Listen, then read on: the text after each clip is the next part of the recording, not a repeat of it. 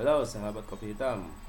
Berikut ini adalah pernyataan dari kuasa hukum Roy Suryo terhadap hasil keputusan dari sidang pra peradilan. Oke, simak videonya.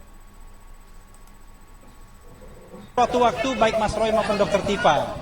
Karena itu kita akan ajukan, kita berusaha insya Allah rontokkan pasal ini, karena pasal ini paling tidak menurut kami tidak disertai dengan fakta dan peristiwa yang sesungguhnya, tidak disertai dengan dua alat bukti yang cukup.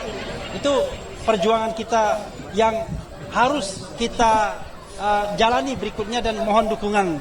Dan sekali lagi bahwa ini tidak bermaksud untuk menghambat pokok perkara, karena pra peradilan ini adalah hak yang diberikan oleh undang-undang kepada tersangka dan terbukti ternyata hari ini pra peradilan itu paling tidak memulihkan harkat Mas Roy bahwa proses penggeledahan, penahanan dan penangkapan dan penahanan itu tidak sah. Dan hakim tadi memastikan bahwa Mas Roy adalah orang yang patuh, orang yang kooperatif, orang yang melakukan wajib lapor sesuai dengan perjanjian dengan penyidik agar tidak ditahan sebanyak 30 kali. Sehingga yang mencederai janji itu bukan Mas Roy, tetapi penyidik sendiri yang menangkap tiba-tiba, yang menahan tiba-tiba tanpa alasan yang bisa dibenarkan. Karena itu hakim secara substantif, ya, secara adil menyatakan bahwa proses rangkaian penggeledahan, penangkapan dan penahanan itu tidak sah. Bagaimana dengan pokok perkara? At any time sesungguhnya kami siap untuk disidangkan pokok perkaranya. Tidak seperti yang dikatakan bahwa Mas Roy mengulur-ulur waktu, tetapi berdasarkan kitab undang-undang hukum acara pidana yang baru, kalau kita mengajukan pra peradilan dan itu adalah hak kita, sekali lagi hak kita, karena kita ingin berperang tetapi dengan jalan yang jauh lebih mulus.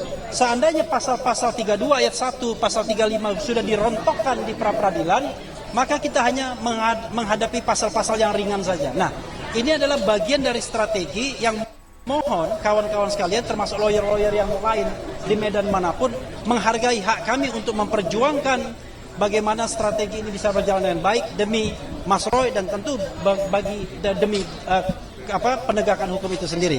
Itu saja yang ingin saya sampaikan. Sekali lagi terima kasih. Wassalamualaikum warahmatullahi wabarakatuh. Terima kasih. Mas Roy, bajunya dong, bajunya.